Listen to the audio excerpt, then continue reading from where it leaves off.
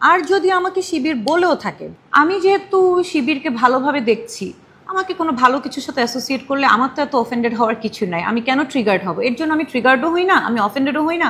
তোমাদের যদি বলার থাকে শিবির আমাকে বলো, কি আসে গেল। হ্যাঁ, শিবির যদি হয়েও থাকে আমি তো খারাপ কিছু করছি না, অ্যান্ড শিবিরও সোফার কোনো খারাপ কিছু করে নাই যেটার সাথে আমি অ্যাফিলিয়েটেড হলে আমার মনে করেন একটু খারাপ লাগতে পারে। ট্যাগ যেহেতু দিয়েছে, যে ট্যাগ দিয়েছে তার চিন্তার জায়গা থেকে দিয়েছে। আমি আমার চিন্তা বলেন, কাজ বলেন, সব কিছু জায়গা থেকে আমি জানি আমি নিউট্রাল থাকার চেষ্টা করি, আমি আনবায়াস থাকার চেষ্টা করি। সো আমি আমার জায়গায় ঠিক আছি, তাই আমার এইসব ট্যাগে তেমন কিছু আসে যায় না।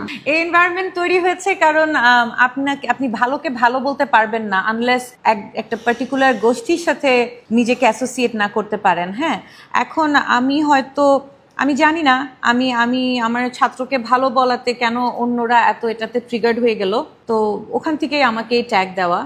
তো এখানে আমি তো ভালো, আমার তো এটা সৎসাহস আছে যে আমি ভালোকে ভালো বলবো, খারাপকে খারাপ বলবো।